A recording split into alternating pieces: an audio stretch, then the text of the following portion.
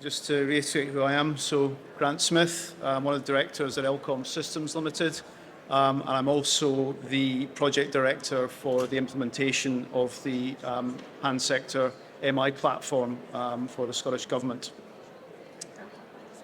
So who we are. Elcom are an SME. We are trading primarily in the UK.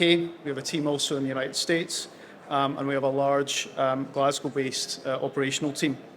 As well as being a procurement supply chain company, we also have an established analytics offering. Some of you might know us as the provider for the PCOS P2P service, part of the Scottish Government's e-commerce shared service. I'd also like to introduce three of the partner organisations that we work with for the delivery of the MI platform. First one is a company called Connexica. They're also a UK-based SME, and they provide the MI technology that the platform runs on. They have experience across the public sector in the UK, in finance, in healthcare, and in retail. And they are the original equipment manufacturer for the CXAir platform that I'll describe later on in this presentation. I'd also like to introduce Spend Network, another SME based in the UK. Spend Network are the largest publisher of open contracting data standards in the world, and they're our expert partner for augmenting, cleansing and analysing the data collected through the shared service. And finally, we also partner with University of Strathclyde. They bring through their expertise in data science, artificial intelligence, net zero and economic impact modelling. And we are the four partners that deliver the MI platform for the Scottish Government.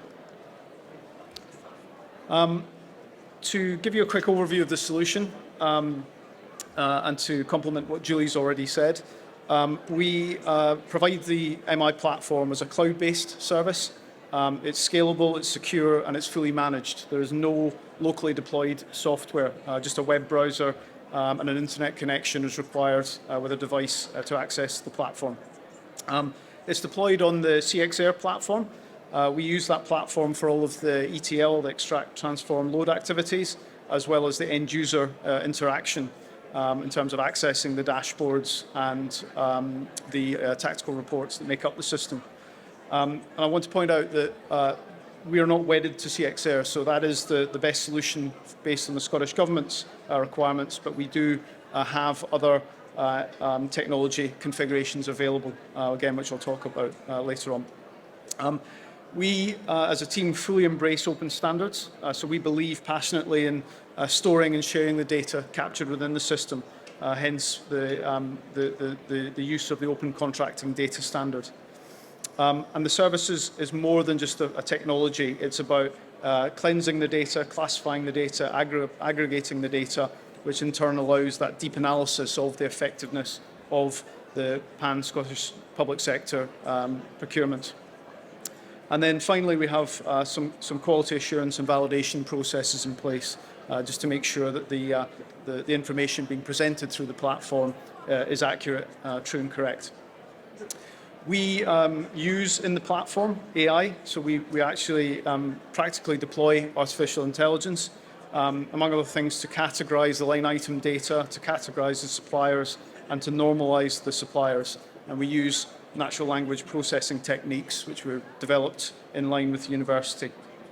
We're also looking at economic impact analysis, so we're looking at the local impact of Scottish public sector spend, so how that positively affects local economies and local communities.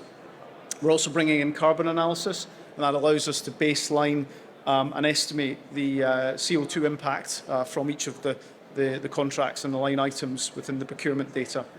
And then finally, we're bringing in gender and social equality analysis. So again, looking at things like the gender pay gap and the extent of that phenomenon within Scottish public sector contracting.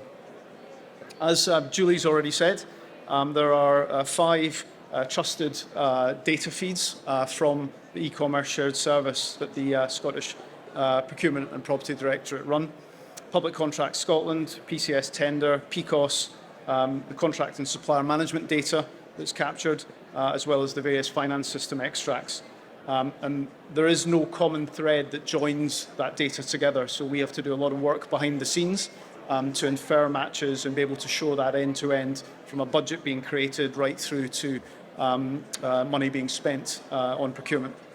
We also bring in a series of third-party data feeds, things like Companies House, VAT registers, some of the buyer registers as well, and that allows us to paint a more holistic picture of the data captured at source within the shared service. Very quickly, what does this look like? Very similar to the diagram that Julie previously shown, but basically we have a number of data sources. We transform those data sources, cleanse the data into an open contracting data standard, and then bringing the source data together with the supplier organisations, so the private sector organisations generally, and the public entity buyers. And that allows us to link the data together, line item data with the buying organisation and with the supplier organisations. And from there, we store the data, the aggregated data, into a set of tables and indexes, which the MI reports, the canned reports and the tactical reports all run from. In terms of the augmentation of the data, we try and match against multiple registers where we can. Things like Companies House, Care Quality Commission allow us to determine at the organisation level, both the buying entity and, where applicable, the supplying entity, attributes like the location, the nature of that organisation, the size of the organisation, and the status of the organisation, which allow us to provide deep insights into who and where we're spending money within the procurement service. The matching process itself is made up of a number of layers. We have the historical matches, where we're looking at matches we've made in the past. We also produce custom matches. We use AI within that matching process. Near matches, where the algorithms don't quite give us the level of precision that is required, and therefore require some manual processing. And then we have an element of pure manual matching, where the data analysts and the data scientists need to get involved at the line item level. That roughly looks, in terms of spreads, that we get a good sort of 25–30% in terms of historical matching. Auto matching by the algorithm takes another good chunk, probably another 30–40%. A number of near matches, a number of manual matches. And then at the end, there's always a small number of matches that we can't make. There's just simply not enough data available to allow us to infer a match. So in terms of categorizing the data, as you can imagine, we get high volumes of data, literally millions of records, and those records are refreshed monthly, daily, and weekly. And we clean and structure that data and start to look for patterns in the data to try and bring order and sense to it. Those patterns are from the pre-learned techs, combined with our own layers of training data, and then finished with the SPPD training data. And effectively, the algorithm itself, the AI, has 3 layers, it gains 3 layers of knowledge to understand the context and predict the results. As I said previously, this classifying work is a result of a project with the university, which allows us to look at the latest natural language processing algorithms.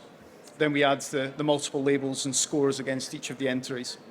And it progresses and evolves quite significantly, and we're now starting to see the AI producing frequently better results than some of the manual matching by the human data analysts. A couple of examples.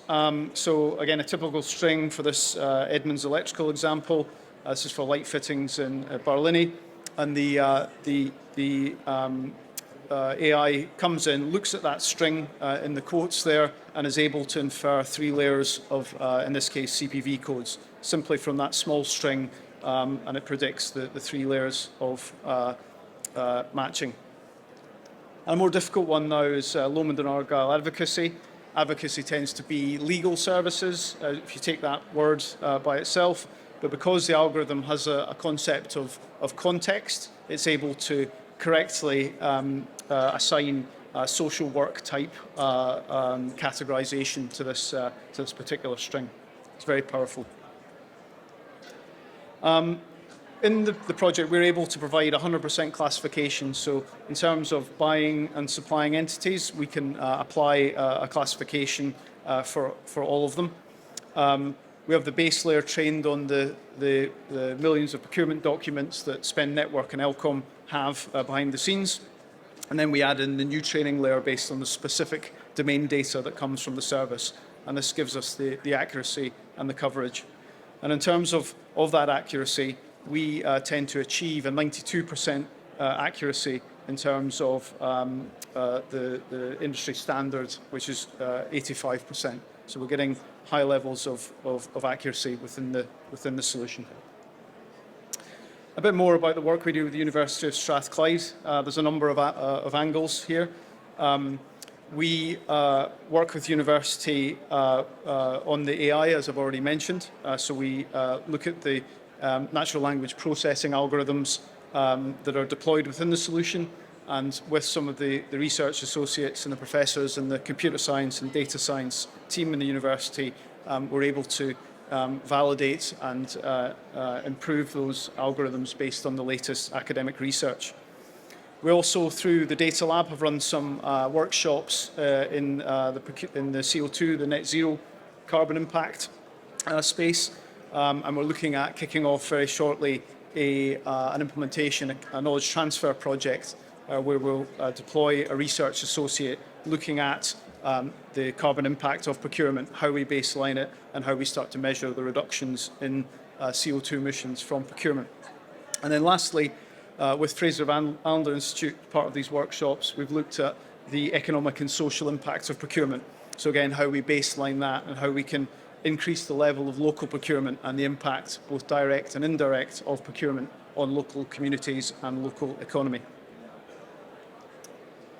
The sorts of insights, the CO2 insights that we can do. So we estimate CO2 output based on the value and the type of procurement. And then we're able to do some predictive analysis as to how that might look with some small changes in terms of the procurement activity. And this is all built into the MI platform for consumption. The CXAir platform itself is the actual technology that the end users interact with. As I said previously, this is cloud-based. There's no locally installed software. It's all run software as a service. And what's unique about CXAir is it's a search-based MI platform. So much like when you run a Google search, end users can run Google searches on the data and then start to combine that data using Venns and other UI facilities. It allows us to produce the canned reports, the analytics themselves. They have the common features as you expect in terms of drill downs, drill throughs, exports, and joining of the data.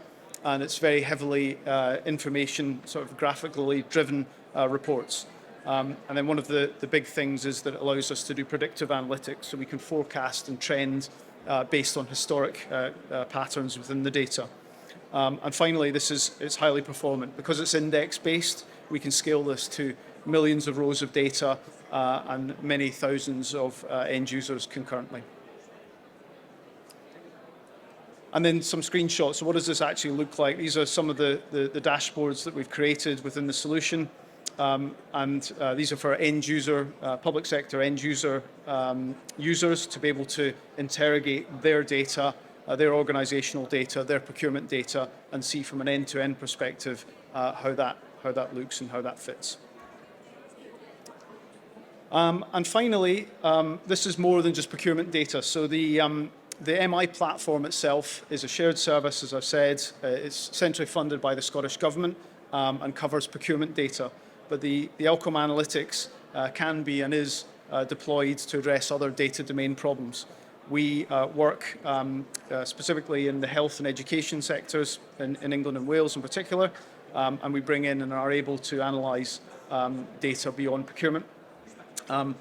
With Connexica and Spend Network, we've successfully delivered a number of analytics solutions within the UK public and private sectors, and we have a large team of data analysts and data scientists available. The key thing here is this is not a technology solution, so it's delivered by technology, but it's modular in its offering, and that allows us, for some customers, to be able to slice and dice the offering, so we can provide cleansing services, augmentation services, in isolation to the actual end user technology.